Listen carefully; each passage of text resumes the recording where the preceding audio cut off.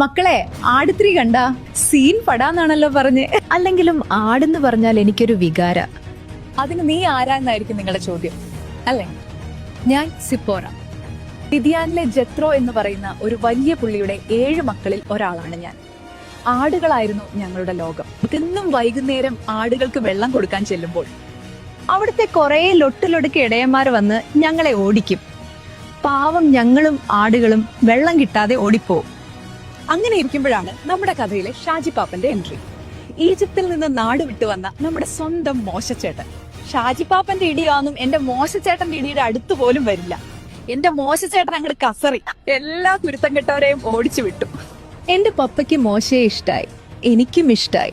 അന്ന് ഞാൻ തീരുമാനിച്ചു ഇവനെ ഇനി ആർക്കും വിട്ടുകൊടുക്കില്ലെന്ന്. പക്ഷേ ശരിക്കുള്ള ട്വിസ്റ്റ് നടന്നത് മോശ ഈജിപ്തിലേക്ക് തിരിച്ചു പോകുന്ന വഴിക്കാണ്. പരിച്ഛേദന കർമ്മം ചെയ്യാൻ ദൈവം മോശയോട് പറഞ്ഞിരുന്നു. പുള്ളി അത് മറന്നുപോയി. വഴിമധ്യേ ദൈവം മോശയെ ഫിനിഷ് ചെയ്യാൻ പ്ലാൻ ഇട്ടു. ഇത് കേട്ടപാടെ മോശ ആകെ പകച്ചുപോയി.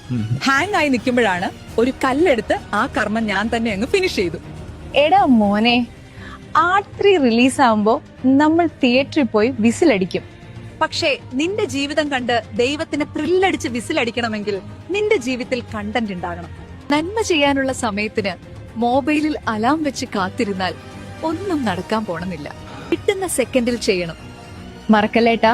സുഭാഷിതങ്ങൾ 19-ാം അധ്യായം 14-ാം വാക്യം. വീടും സമ്പത്തും പിതാക്കന്മാരിൽ നിന്ന് അവകാശമായി കിട്ടുന്നു. വിവേകവതിയായ ഭാര്യാവട്ടെ കർത്താവിന്റെ ദാനമാണ്.